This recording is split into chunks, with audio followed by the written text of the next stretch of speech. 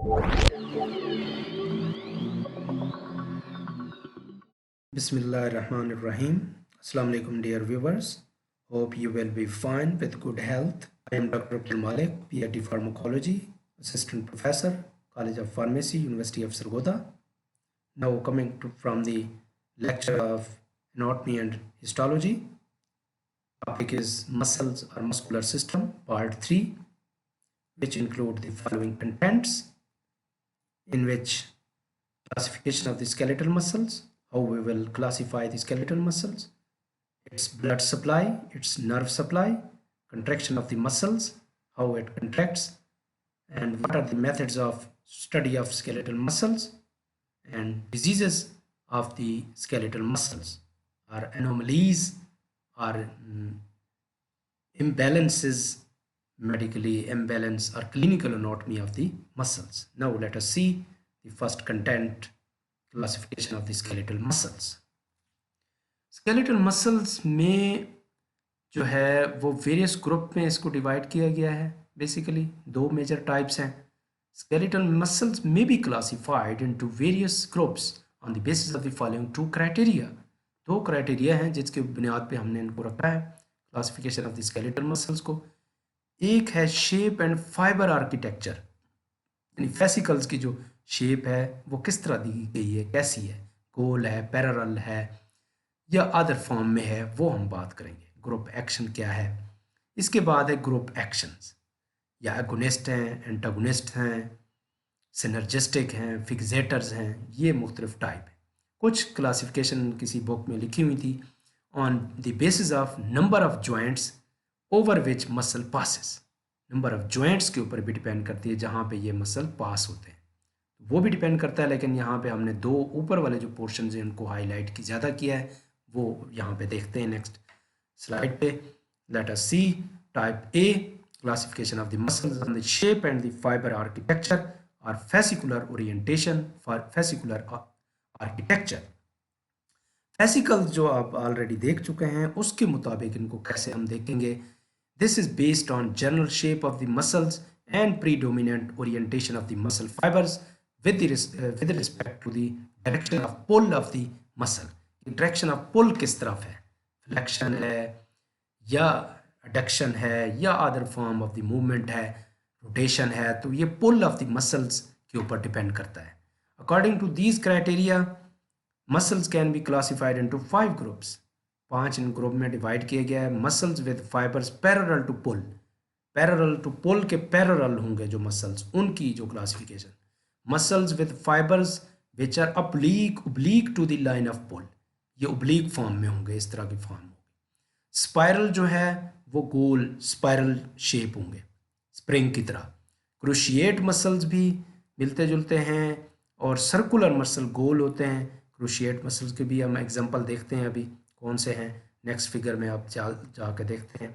Now muscles on shape, on the basis of the shape and the fibre architecture, how can we divide. सबसे पहले हम बात करेंगे, उसको गौर से देखनी है अपने फिगर को, और everything you can easily learn from this figure. तो यहाँ पे है circular. What is meaning of circular? ये लिप्स के जो मसल्स हैं, आर्बिक्यूलेरस ओरिस, आर्बिक्यूलेरस ओरिस। अगर आई का होता, आई का और होता यहाँ पे नाम, उसका भी आर्बिक्यूलेरस ही है आई के, तो आई का डिफरेंट होता, ऑफ्थल्मोलॉजी जिसे हम आई की स्टडी को कहते हैं।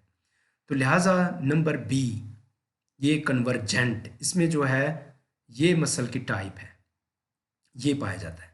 इसके बाद हमारे पास बी टाइप है, गौर से देखें, कन्वर्जेंट। कन्वर्जेंट यानी पेक्टोरलिस मेजर, पेक्टोरल गर्डल का जो बड़ा मसल्स है, मेजर का मतलब लार्ज, जो बिगर मसल है, बड़ा मसल है, माइनर जो है वो छोटा होगा। तो ये मसल जो पाया जाता है कन्वर्जेंट शक्ल का है, कन्वर्जेंट है, एक साइड बारीक है और दूसरी बड़ी है। इसी तरह हम अगर सी की तरफ चले जाएं तो सी में पैरेलल है, बिल्कुल पैरेलल है। लाइक हमने प्रीवियस भी बात की, 5 टाइप के मसल्स हैं, तो ये पैरेलल है। इसमें कौन सी एग्जांपल होगी? साल्टोरियस मसल्स की। यहाँ पे साल्टोरियस मसल जो है वो पाए जाते हैं, साल्टोरियस मसल।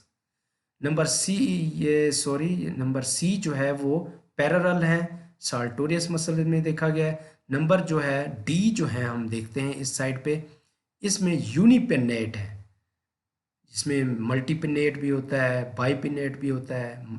तो ये 3 टाइप्स के मसल्स होते हैं, ये भी हम देखेंगे। इसमें पिनेट फीदर लाइक स्ट्रक्चर होता है, पिनेट का मतलब फीदर लाइक स्ट्रक्चर। यूनिपिनेट है, ये इसकी जो एग्जांपल है एक्सटेंसोर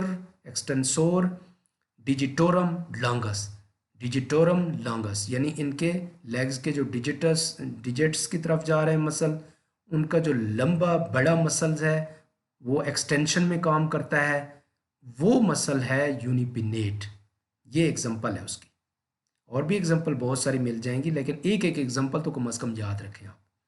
एक्सटेंसोर डिजिटोरम लॉन्गस, ये यूनिपिनेट है, ये वाला मसल जो पाया जा रहा है।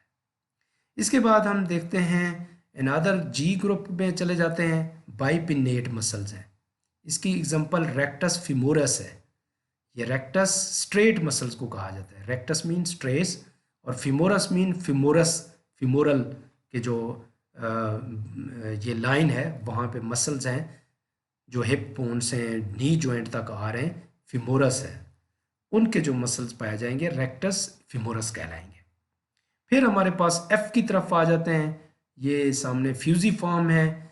फ्यूजिफॉर्म जो है ये आर्म की तरफ आ रहे हैं, तो इसको बाइसेप्स 2 हेड्स वाले होते हैं, ये 2 हेड हैं। Biceps brachii F. और एक मसल जो ऊपर है हमारे शोल्डर के साथ है, डेल्टॉइड मसल, जहाँ पे इंजेक्शन लगाया जाता है इंट्रामस्कुलर, मल्टीपिनेट है, फीदर लाइक स्ट्रक्चर है। देखिए गौर से, तो ये जो 5 टाइप्स हैं आपने यहाँ से गौर से देखा इसको। Muscles on the shape, on the base of the shape and the fibre architecture or the fascicular form में इसको देखा। अब है classification of the muscles on the basis of the group action और फंक्शन के लिहाज से देखा जाए तो मसल की कितनी टाइप्स हैं, तो आप देख लेते हैं आपके सामने। एगोनिस्ट होते हैं फर्स्ट ऑफ ऑल, इसको प्राइम मूवर्स भी कहते हैं या सेकेंडरी मूवर्स भी कहा जाता है। और those muscles which contract to perform a specific movement, ये कंट्रैक्ट करते हैं तब एक स्पेसिफिक मूवमेंट होती है। फॉर एग्जांपल ट्राइसेप्स ब्रेकाई, जो हमारे ये मसल्स हैं आर्म के मसल्स हैं, ब्रेकाई। ब्रोंकाई से मैच नहीं करना, ब्रोंकाई और चीज़ होती है जो लंग्स में पाई जाती है। ब्रोंकाई BRONCHI होता है ब्रोंकाई, ये ब्रेकाई है, तो ये आर्म को कहा जाता है ब्रेकाई। ट्राइसेप्स 3 हेड वाले जो आर्म वाले हैं, 2 हमने मसल देखे, बाइसेप्स होती है, एक ट्राइसेप्स होती है। Muscle is the prime mover in the extension of elbow joint की मूवमेंट में एगोनिस्ट का काम करती है, वो प्राइम मूवर है, वहाँ से एक्सटेंशन स्टार्ट होती है। जब आप एक्सटेंशन करते हैं, फ्लेक्शन करते हैं, तो उसमें एक्सटेंशन का जो रोल अदा करती है वो ये करती हैं, एगोनिस्ट एक्टिविटी देते हैं। Next we go towards the antagonists are those muscles which oppose specific movement at a joint. Joint की मूवमेंट को वैसे अपोनेंट इफेक्ट करते हैं बेसिकली, लेकिन यहाँ पे और इसका होगा मसल्स में और है। जब हम इसकी CNS में या ऑटोनोमिक नर्वस सिस्टम में या रिसेप्टर्स में पढ़ते हैं, एगोनिस्ट रिसेप्टर्स क्या होते हैं, एंटागोनिस्ट क्या होते हैं, वहाँ पे मीनिंग इसका और होगा। यहाँ पे आपने मसल्स के साथ कोरिलेट करना है। तो are those muscles which oppose specific movement at a joint.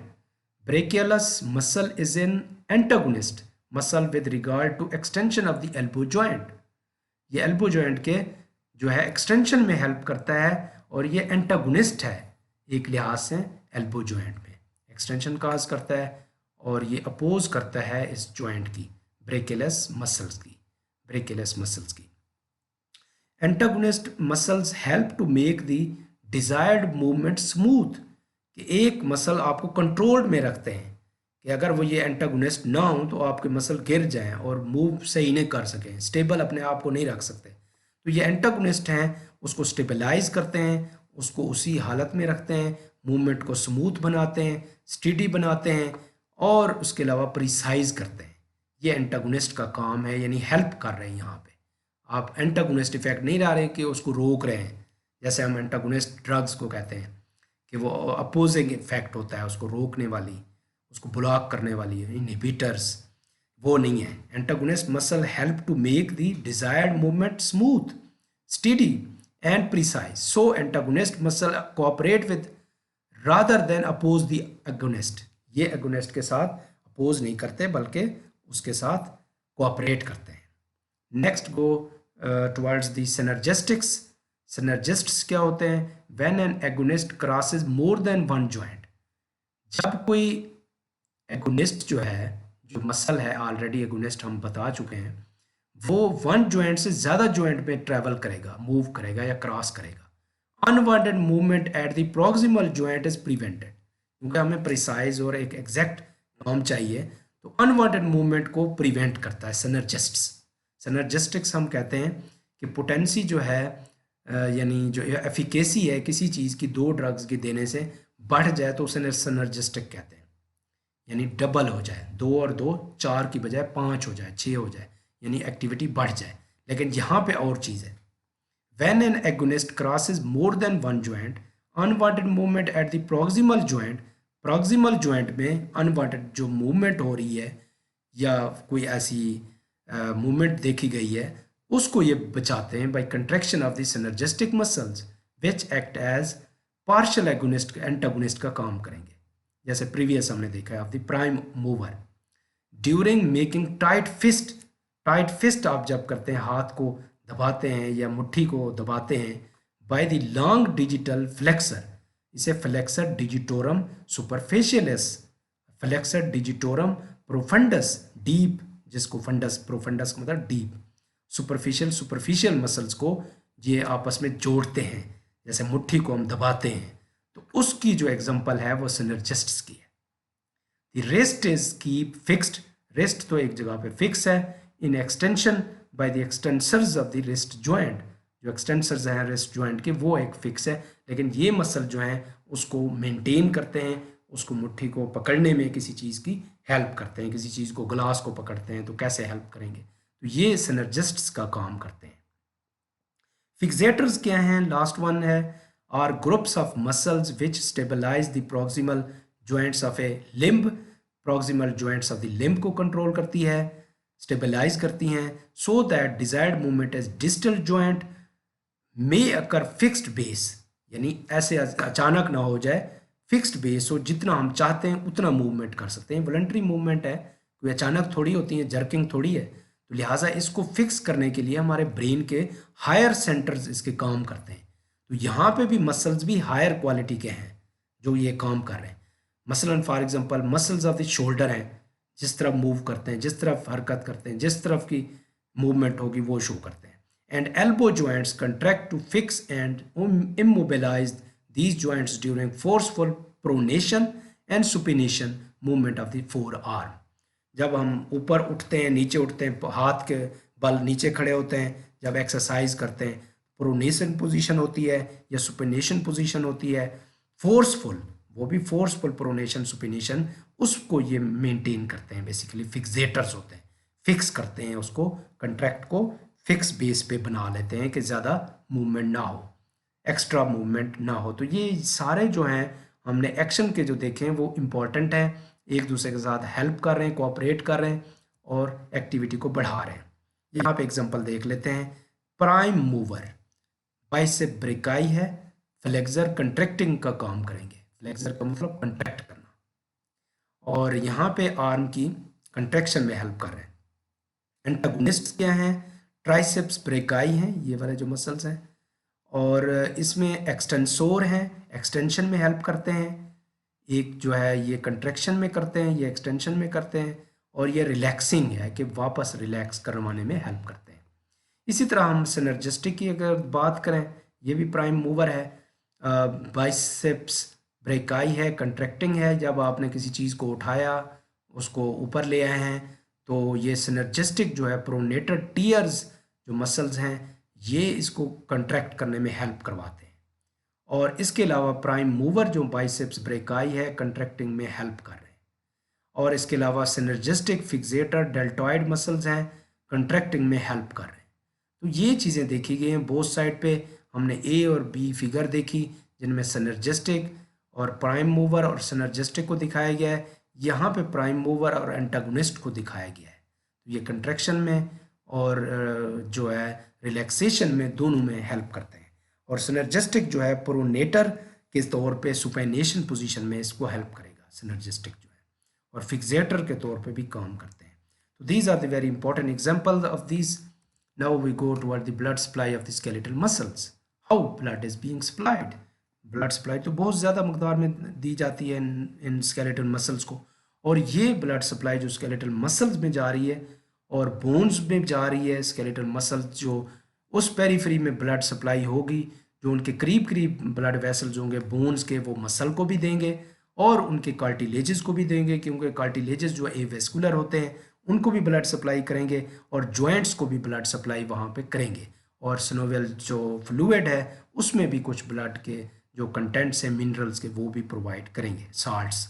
And nerves. Skeletal muscle have an abundant supply of, यानी बहतौत में बहुत ज़्यादा मकदार में सप्लाई ऑफ ब्लड वेसल्स होते हैं, आर्टरीज और वेन्स होती हैं, एंड नर्व्स होती हैं. दिस इज़ डायरेक्टली, नर्व्स भी स्टिमुलेट करती है ना, ब्लड वेसल को आपने रन करना है तो वो ब्लड वेसल को स्टिमुलेट करेंगे तो ब्लड लेवल उनका बढ़ जाएगा, हार्ट रेट बढ़ जाएगा, तो वो स्केलेटल मसल में ब्लड सप्लाई ज़्यादा हो जाएगी.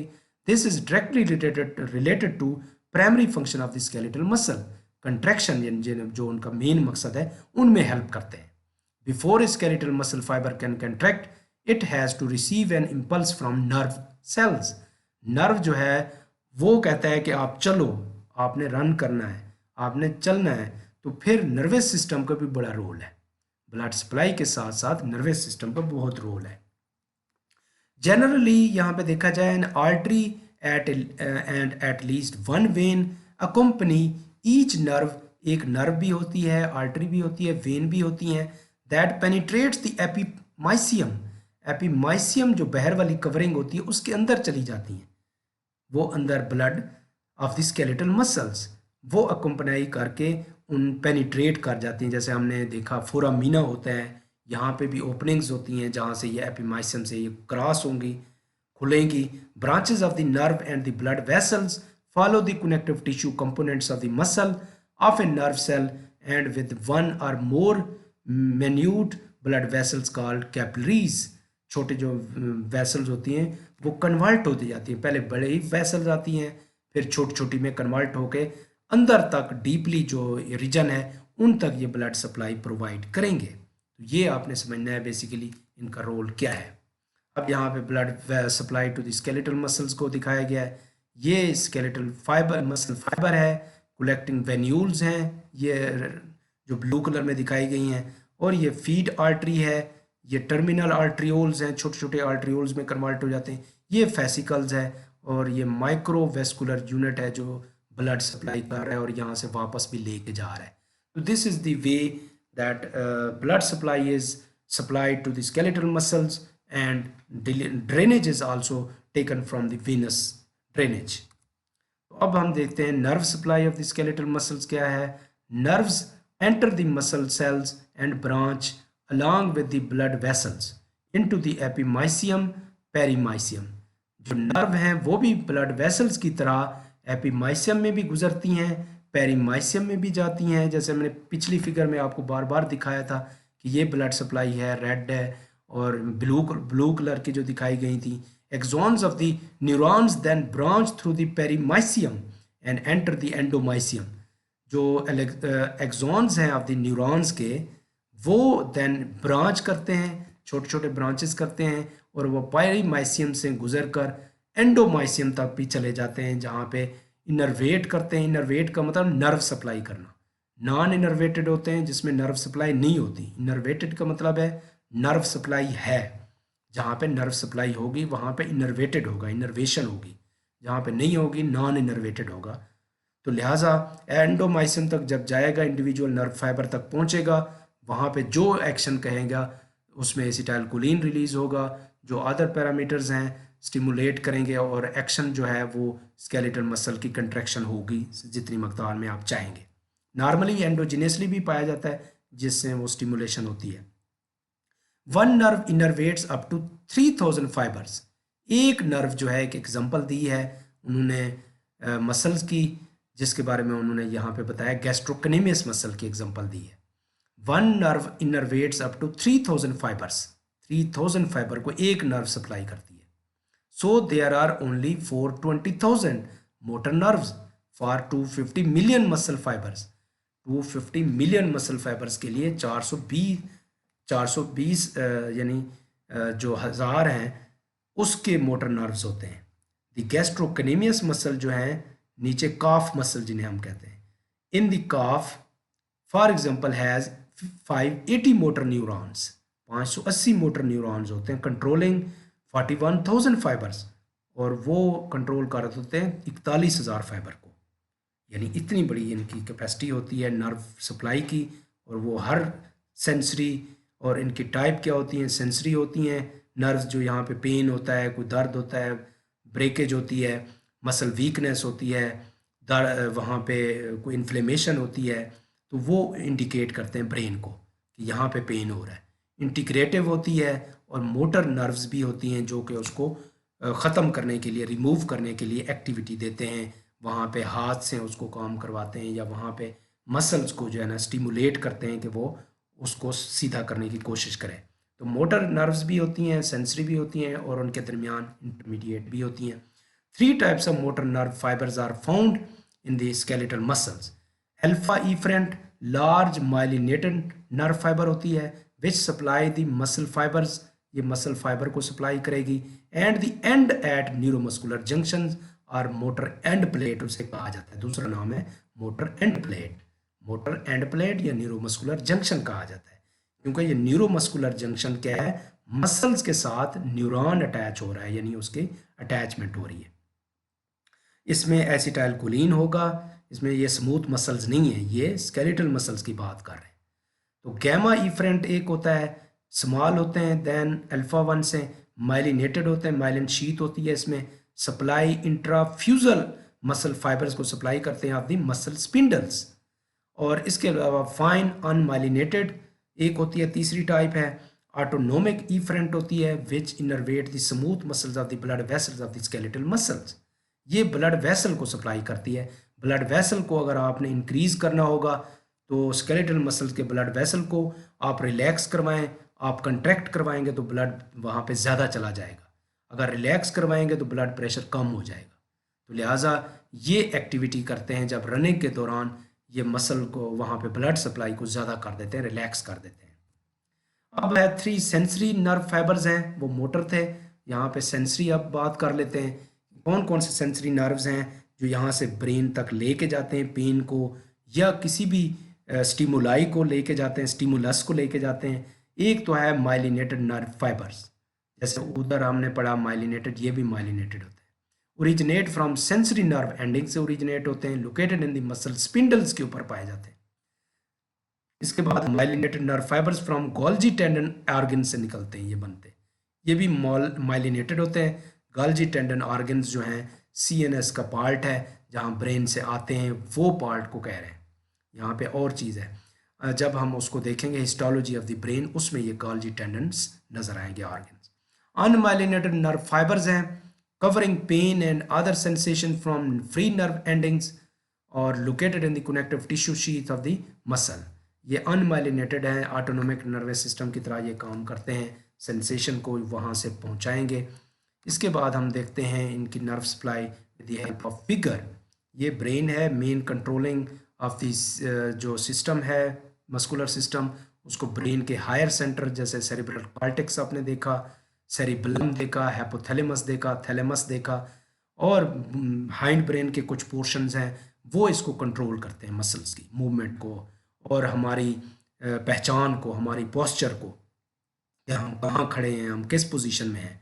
ये सारी जो है सेरिबलम भी करता है, सेरिब्रम भी करता है, और सेरिब्रल कॉर्टेक्स भी करता है। तो बहुत सारे इनके ऑर्गन्स हैं जो इसको कंट्रोल करते हैं। सेंसरी न्यूरॉन्स हैं, ये कलर दिखाया गया है, और डॉर्सल रूट है, ये स्पाइनल कॉर्ड के रूट दिखाए गए हैं, बटरफ्लाई लाइक स्ट्रक्चर होता है इनका, और ये ब्रेन के जो रूट्स आ रहे हैं। इसके अलावा वेंट्रल रूट हैं, डॉर्सल रूट हैं, मोटर न्यूरॉन है, यहाँ से मोटर न्यूरॉन निकलेंगे। स्पाइनल कॉर्ड को ये दिखाया गया है, और ये ब्रेन को दिखाया गया, ये भी ब्रेन का पोर्शन है। इसके बाद सेंसरी नर्व है और एक मोटर नर्व है। एक सेंसरी नर्व है जो सेंसरी यहाँ से लेके जाएगी वापस ब्रेन की तरफ, वो सेंसरी नर्व है। और मोटर नर्व वो होती है जो एक्शन लेके आती है, ब्रेन कहता है इस तरह आप मूव करो, हरकत मसल को हिलाओ और ये पेन ख़त्म हो जाएगा। यहाँ पे इंजरी है तो इसको चेंज करो। तो ये एक्टिविटी हम करते हैं। जैसे रिफ्लेक्स हम करते हैं, फौरी किसी चीज़ पे कांटे पे पाँव आए तो फौरी हटा लेते हैं, तो रिफ्लेक्स एक्शन भी होता है। तो लिहाजा न्यूरोमस्कुलर जंक्शन है जहाँ पे ये अटैच हो रहा है, न्यूरोमस्कुलर जंक्शन है। जैसे पहले मैंने एसिटाइलकोलिन की एग्जांपल दी है, वहाँ पे भी न्यूरोमस्कुलर जंक्शन था। स्केलेटल मसल सेल्स हैं, ये बहुत सारे फाइबर्स हैं और ये मसल स्पिंडल्स हैं जिनके साथ ये अटैच कर रहे हैं। तो nerve supply is very important part of the skeletal muscles. You should understand this question. Now we go contraction of the muscles. Contraction of the muscle कितनी टाइप्स की है, कैसे हो सकती है और कैसे इनको देखा जा सकता है? तो टोनिक कंट्रैक्शन होती है with the help of tone, यानी जो मसल की टोन होती है, टोनिसिटी होती है, उससे कंट्रोल होता है। मसल टोनिसिटी से मुराद कि नॉर्मल मसल की मूवमेंट रुकती नहीं है। नॉर्मल भी बॉडी अगर सोया हुआ हो तो फिर भी कुछ ना कुछ हरकत होती रहती है, और टोनिसिटी जो है वो जो एसिटाइलकोलिन की है मेंटेन कर रहा है इसको, उसकी बढ़ती रहती है, कम होती रहती है।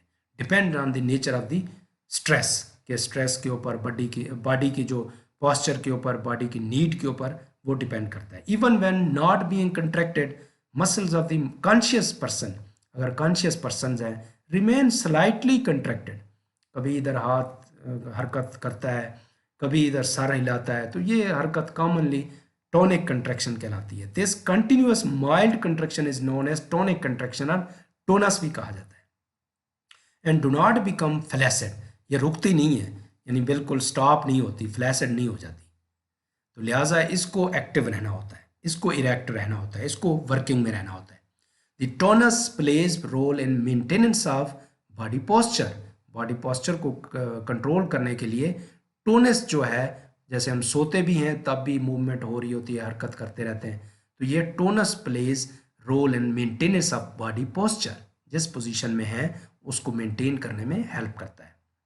इसके बाद फेसिक कंट्रैक्शन है, जो फेज वाइज कंट्रैक्शन होगी, ये विलफुल है। Active contraction of skeletal muscles is known as phasic contraction, जो हम अपनी मर्जी से करते हैं, विलफुल होती है, वॉलंटरी होती है, अनवॉलंटरी नहीं है, नॉन वॉलंटरी नहीं है। तो two types of contraction have been checked, ये देखी गई हैं। Include isotonic, movement of a body part produced and the length of the muscle fiber changes according to the degree of movement. Movement of the body is produced. इसमें isotonic में tonicity same रहेगी, यानी iso रहेगी, iso मतलब same, tonicity रहेगी और वहाँ पे हरकत भी होगी, लेंथ में भी तब्दीली होगी, डिग्री भी चेंज होगा। तो आइसोमेट्रिक में क्या होगा? मसल टेंशन राइजेस, मसल की टेंशन आइसोमेट्रिक में राइज होती है। जैसे कि हम किसी भी देखें उसमें बढ़ जाती है, मेट्रिक का मतलब है इंक्रीज। तो लिहाजा टोनिक जो है टोनिसिटी को कह रहे हैं, तो लिहाजा rises above the tonic level, tonic level से ये नॉर्मल मेंटेन थी, आइसोटोनिक था, यहाँ पे टोनिक लेवल से ज़्यादा बढ़ जाती है, but no movement is produced and muscle length is not increased, muscle length जो है वो इंक्रीज नहीं होती। तो इसकी देखते हैं आइसोटोनिक कंट्रैक्शन की आगे सब टाइप्स हैं। एक है कंसेंट्रिक टाइप है, इस कॉमन मूवमेंट अकर्स, ये जो है common movement occurs as a result of shortening of muscle fibre.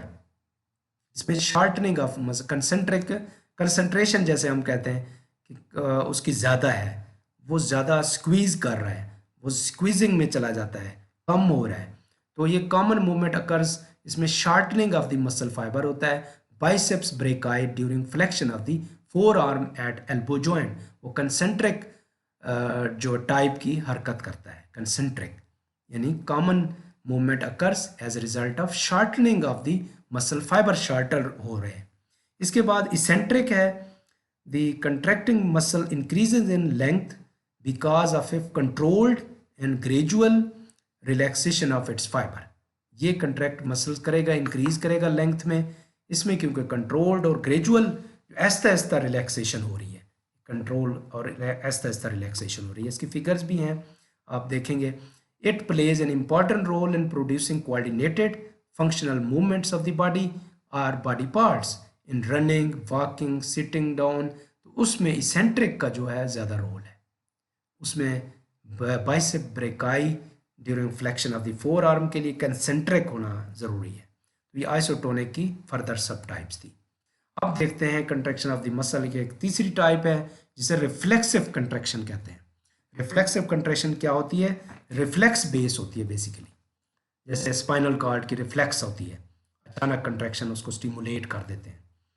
Generally the activity contraction of the skeletal muscle is under the control of will, अपनी मर्जी के मुताबिक होती है of the individual. Some muscle contracts automatically without will power, like contraction of the thoraco abdominal diaphragm, respiratory muscles हैं। ये भी muscle ऐसे हैं जो ऑटोमेटिकली रिफ्लेक्सिव कंट्रैक्शन कर रहे हैं, हालांकि हैं स्केलेटल मसल्स, लेकिन वो स्मूथ की तरह काम कर रहे हैं, कंटिन्यूअस कर रहे हैं, अपनी मर्जी से नहीं कर रहे हैं। तो लिहाजा नी जर्किसन, जैसे हैमर बच्चों को देखने के लिए कि इसकी जो है जॉइंट सही है या इसके मसल सही काम कर रहे हैं, हैमर उसको मारते हैं छोटे बच्चे को ये नी जॉइंट के ऊपर। तो यहाँ पे भी नी जर्क उसे कहा जाता है कि अचानक कोई झटका लगना। Is an one other example which involves contraction of quadriceps, जो फोर हेड वाले मसल्स होते हैं, फिमोरस के जो मसल्स हैं, when ligamentum patella is tapped with a hammer, जब पटीला के ऊपर, यानी जो patella is the covering of the knee joint के ऊपर वाला जो एक प्लेट होती है, कवर होता है, उसे पटेला कहते हैं, पैटिलर। तो उसको जब मारते हैं हथौड़े से, लिगामेंटम से, तो वो क्या करती है? कंट्रैक्शन करती है, अचानक झटका लगता है। इसकी भी एग्जांपल ये रिफ्लेक्सिव की है, नी जर्क जो है वो प्रोड्यूस होता है। अब यहाँ पे देखते हैं इसकी शक्ल, मसल कंट्रैक्ट्स, कंसेंट्रिक कंट्रैक्शन है, ये कंसेंट्रिक कंट्रैक्शन है जिसमें साइज और लेंथ को देखें वेरिएशन आ रही है, ये मूवमेंट हो रही है। इसके बाद है मसल इलांगेट्स, इसेंट्रिक कंट्रैक्शन है, इसमें लेंथ में इंक्रीज हुआ है और ये बढ़ा है, ये कम कर रहा है, फ्लेक्शन की तरफ जा रहा है, ये आगे एक्सटेंशन की तरफ जा रहा है, यानी दोबारा वापस बॉडी की तरफ आ रहा है, तो ये मूवमेंट को रिवर्स कर रहा है। इसके बाद है मसल कंट्रैक्ट्स, आइसोमेट्रिक कंट्रैक्शन है, ये इसेंट्रिक थी, ये कंसेंट्रिक थी, या आइसोमेट्रिक की जो दूसरी टाइप है जिसमें मसल की मूवमेंट और इनको नो मूवमेंट है पॉसिबल, लेकिन मसल ने एक चीज़ को दरमियान में उठाया हुआ है, यानी इसका वेट तो है, इसकी एक्टिविटी भी है, एक उसको मेंटेन तो कर रहा है, मूवमेंट नहीं हो रही बेशक। तो आइसोमेट्रिक जो है वो maintain the movement of the body. इसके बाद methods of study of skeletal muscle actions को कैसे हम स्टडी कर सकते हैं, मुख्तलिफ पाथवे हैं, मेथड्स हैं। एक ईएमजी है, या एनिमल मॉडल्स पे भी हम करते हैं। इलेक्ट्रोमायोग्राफी है, जो हम मसल्स की स्टडी करते हैं कि मसल्स की जो एक्शन है वो वर्क सही कर रहे हैं या नहीं कर रहे हैं, मुख्तलिफ डिजीज़ में भी चेक करते हैं। और मसल जो है ट्रांसप्लांटेशन एक्सपेरिमेंट्स हैं वो भी कर सकते हैं, इंस्पेक्शन एंड पल्पिटेशन भी करते हैं। डॉकनीज या डोशनेज मेथड इन्हें कहा जाता है, डोशनेज मेथड, ये एक साइंटिस्ट था जिसके नाम पे बनाया गया था, और वो जो है उसने जो मसल के ऊपर इलेक्ट्रिकल स्टिमुलेशन के बाद उनको टेस्ट किया, उनको देखा। ये भी एक मेथड इस्तेमाल होता है मसल, स्केलेटल मसल को चेक करने के लिए। एक कैडावेरिक मेथड है जिसमें डेड बॉडीज़ के मसल्स को निकाल के उसके ऊपर एक्सपेरिमेंट किए जाए, तो वो स्केलेटल मसल्स हैं। और ये ख़ासतौर पे जो चीज़ें देखी जाती हैं, सारे मेथड्स, ये न्यू ड्रग डिस्कवरी को देखी जाती हैं। फ्रॉग के मसल्स के ऊपर किया जाता है, एनिमल मॉडल के ऊपर किया जाता है, फिर ह्यूमन बीइंग पे किए जाते हैं, ताकि हमें कोई नई ड्रग जो है स्केलेटल मसल रिलैक्सेंट या उसको कंट्रैक्शन के लिए चाहिए तो वो हम बना सकें। लास्ट जो पॉइंट है, लास्ट क्वेश्चन है हमारा, वेरी इंपॉर्टेंट है, क्लिनिकली एनाटॉमी है, क्लिनिकल एनाटॉमी है, इसमें डिजीज़ ऑफ द मसल्स हैं या होम्योस्टैटिक इम्बैलेंस है of the muscles. Disease of the skeletal muscles are termed myopathies, while diseases of the nerves are called neuropathies। Muscles की myopathies और nerves की neuropathies. Both can affect muscle function और cause muscle pain and get neuromuscular disease. और both जो है neuromuscular भी हो या मायोपैथीज हो, दोनों ही मसल के ऊपर, स्केलेटल मसल के ऊपर अफेक्ट करते हैं, क्योंकि ज़्यादा मोस्टली हम जो बात कर रहे हैं स्केलेटल मसल से रिलेटेड होगी, लेकिन कुछ जो है वो रिलेटेड टू अदर मसल्स भी हो सकती है। Diseases of the inflammatory myopathies, जहाँ पे इन्फ्लेमेशन होगी, मायोपैथीज इंक्लूड पोलीमायोसाइटिस, यानी polymyositis weakness of the muscle, inflammation of the muscle. Test का मतलब जो आखिर में टेस्ट आ रहा है इससे में मुराद है inflammation, myositis inflammation of the muscle. Dermatomyositis ये भी मसल्स की जो है इन्फ्लेमेटरी डिजीज़ है, पैथोलॉजी है। और मस्कुलर डिस्ट्रॉफी जिसमें मसल की मूवमेंट नहीं हो सकती, डिस्ट्रॉफी हो जाती है, एट्रॉफी हो जाना, मसल की मूवमेंट रोक जाना, आगे जो सेल्स हैं वो ग्रो नहीं कर सकते, हाइपरट्रॉफी हो जाती है, डिसयूज हो जाता है। मायस्थीना ग्रेविस ये ऑटोइम्यून डिजीज़ है जिससे मसल वीकनेस हो जाती है, ख़ासतौर पे फेस के, आई के मसल वीक हो जाते हैं। एमियोट्रॉफिक लेटरल स्क्लेरोसिस, ये जो फिज़िक्स का साइंटिस्ट था जो लास्ट टाइम अभी डेथ हुई है, वो भी इस डिजीज़ का शिकार था, एमियोट्रॉफिक लेटरल स्क्लेरोसिस। ये जो मशहूर लास्ट अभी साल हुआ है या 2 साल डेथ हुई है, उस बंदे का भी ये डिजीज़ थी, ALS थी, ALS, फिज़िक्स का साइंटिस्ट था। रेब्डोमायोलाइसिस ये जो है मसल्स की वीकनेस हो जाती है, मसल की डेथ हो जाती है, ब्रेक डाउन हो जाती है। ये कुछ साइड इफ़ेक्ट्स भी हैं, अमाइनोग्लाइकोसाइड जो हैं वो साइड इफ़ेक्ट्स भी करती हैं, रेब्डोमायोलाइसिस का खास कर लेती हैं। और यूरिन जो है वो कोका कोला लाइक या पेप्सी लाइक स्ट्रक्चर उनका नज़र आता है। यूरिन में ये कुछ इन्फ्लेमेटरी पैरामीटर जो मसल के टूट के जा रहे होते हैं वहाँ पे नज़र आते हैं। तो rhabdomyolysis is very dangerous disease. और कार्डियोमायोपैथी जो है कार्डिक की डिजीज़ है related to the cardio muscles, cardiac muscles के हैं, ये स्केलेटल मसल की नहीं है। पैरालिसिस जो है loss of motor power of the muscles, paralysis हो जाता है कॉमन। और electrical activity associated with muscle contractions are measured with electromyography, ये EMG से मेजर करते हैं, आपको पहले बता चुका हूँ, ह्यूमन में भी और एनिमल मॉडल्स में भी हम कर सकते हैं। पार्किंसन डिजीज़ भी इसी की एक डिजीज़ है जिसमें मसल की मूवमेंट नहीं होती, हम मसल को सही कंट्रोल नहीं कर सकते, लिहाजा पार्क जो हमारे वॉलेंट्री मसल्स हैं वो उसकी मसला होता है ज़्यादा, जो हमारे मर्जी के मुताबिक होते हैं उनमें प्रॉब्लम आता है। तो ये डिजेनरेटिव डिजीज़ है, न्यूरो डिजेनरेटिव डिजीज़ है, CNS की डिजीज़ है, और that mainly affects the muscular system, ये मस्कुलर सिस्टम में अफेक्ट करेगी एंड मूवमेंट में प्रॉब्लम करेगी, गेट में प्रॉब्लम करेगी, चाल में प्रॉब्लम करेगी, और डिस्कैनेजिया काज करेगी, ट्रेमर्स काज करेगी, हाथ कांपते हैं जो पार्किंसन डिजीज़ के होते हैं। मस्कुलर डिस्ट्रॉफी क्या चीज़ है? इज़ ए जेनेटिक डिसऑर्डर, ये भी जेनेटिक डिसऑर्डर है। बच्चे आपने देखे हैं व्हील चेयर पे होते हैं, तो ये मस्कुलर डिस्ट्रॉफी की वजह से होते हैं। caused by defective protein in the muscle cells with progressive skeletal muscle weakness and death of the muscle cells and tissues, जो मूव नहीं कर सकते, बिल्कुल बैठ जाते हैं, हरकत नहीं कर सकते। मायस्थीना ग्रेविस क्या है? इज ऑटोइम्यून डिजीज है कि अपने बॉडी के सेल्स इनको डिस्ट्रॉय कर देते हैं, बॉडी के अपने सेल्स जो है वो डिस्ट्रॉय कर देते हैं, वो समझते हैं कि ये फॉरेनर सेल्स हैं तो उसको डिस्ट्रॉय कर देते हैं। टी सेल्स, बी सेल्स जो ऑटोम्यून में इन्वॉल्व हैं, टी सेल्स इनको डिस्ट्रॉय करेगा। इन विच जैसे डायबिटीज़ टाइप 1 है, ये भी ऑटोम्यून डिजीज़ है। रोमाटाइड आर्थराइटिस है, ये भी ऑटोम्यून डिजीज़ है। In which circulating antibodies block the nicotinic acetylcholine receptors on the neuromuscular junctions motor end plate, और उनको ब्लॉक कर देते हैं, एंटीबॉडीज़ रोक देते हैं, निकोटिनिक रिसेप्टर जो है डिस्ट्रॉय हो जाते हैं। तो लिहाजा हम या एसिटाइलकोलिन जो है वो वहाँ तक नहीं पहुँच सकता, तो इसके लिए ड्रग्स भी देते हैं, और आगे मैं इसकी फिगर भी दिखाता हूँ कि कैसे इसकी शक्ल हो जाएगी। और दिस काजेज मसल वीकनेस, एक मसल की वीकनेस हो जाएगी, एग्जिबिटिंग ड्रूपिंग आईलेट्स, आईलेट्स जो हैं आई अब नीचे खुल जाएंगी, बंद हो जाएंगी तो खुलेंगी नहीं ऑटोमेटिकली, उसको हाथ से खोलना पड़ेगा।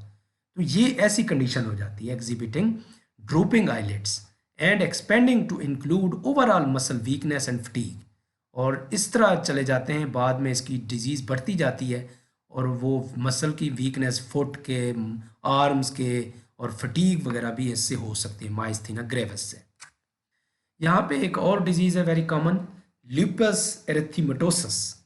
ल्यूपस एरिथेमेटोसस एक और भी इससे मिलता जुलता नाम है, लेकिन यहाँ पे हम लुपस एरिथेमेटोसिस की बात करते हैं।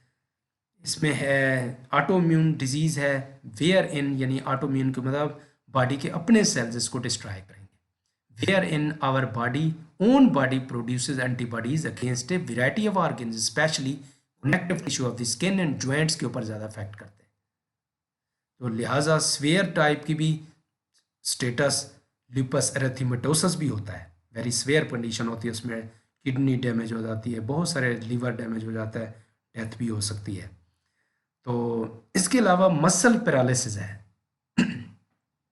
मसल का जो पैरालिसिस है, लॉस और impairment of motor power of the muscles, term plegia, hemiplegia, जैसे मैंने पहले भी बात पैराप्लेजिया जो बात की पैरालिसिस की, वो ये उसकी सब टाइप्स है। इसमें hemiplegia paralysis on one side of the body, paraplegia paralysis of the lower limbs and the trunk, while quadriplegia चारों तरफ, क्वाड्री का मतलब four, plegia paralysis, paralysis of all the limbs upper and lower, upper arms हैं और lower limbs जो है वो four legs हैं, इन दोनों के ऊपर पैरालिसिस अगर हो जाए तो क्वाड्रीप्लेजिया कहेंगे।